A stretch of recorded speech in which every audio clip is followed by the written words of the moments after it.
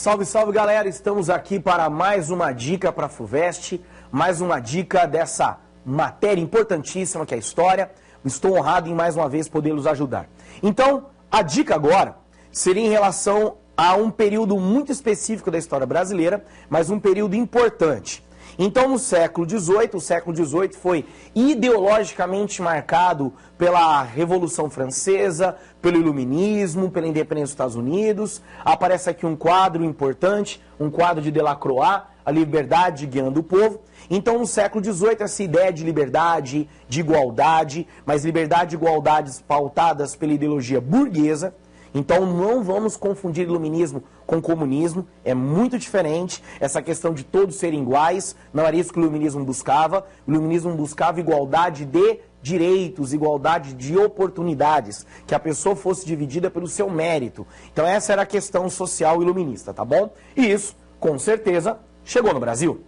Então, ao longo do século XVIII, o iluminismo chegou ao Brasil. Chegou ao Brasil também, nessa época, havia muitas lojas maçônicas que começaram a se proliferar no território brasileiro e ajudaram a difundir essa ideologia, tá bom? Então, em um contexto de extrema exploração, em que o Brasil vivia sendo constantemente explorado de maneira aviltante pela coroa portuguesa, essa ideologia chega.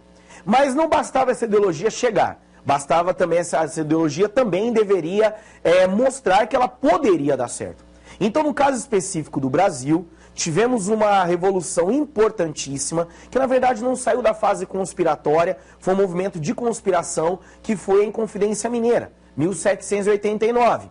Mas, mesmo ela não tendo saído da fase conspiratória, ela marcou um momento novo na história do Brasil, em que alguns colonos pretendiam abrir a independência. Começar o processo de independência do Brasil, tá bom? Diferente das revoltas nativistas, que não tinham essa característica de independência. As revoltas coloniais, e a mais famosa dela, a Inconfidência Mineira, ela buscaria a independência do Brasil, caso ela tivesse começado, caso ela tivesse dado certo. E qual foi a fonte de inspiração? A independência dos Estados Unidos. Muito importante lembrar isso, porque a independência dos Estados Unidos mostrou que era possível.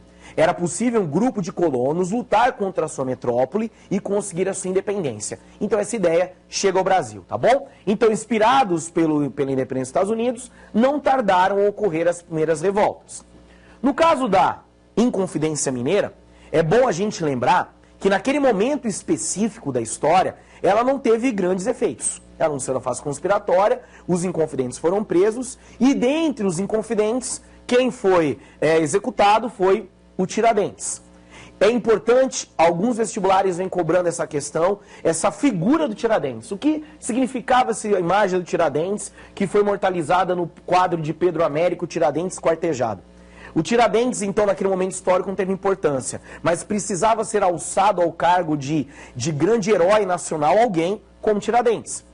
Republicano, como o novo momento era, alguém que era do povo, então para ligar o povo a esse novo momento da história, alguém que foi perseguido, alguém que foi dedurado até por um próprio amigo, e o Pedro Américo colocou ele com essa cara de Jesus Cristo. Então, para um país cristão, que necessitava de um novo herói, um herói republicano, o Tiradentes veio a fazer essa nova figura e veio a ser essa representação.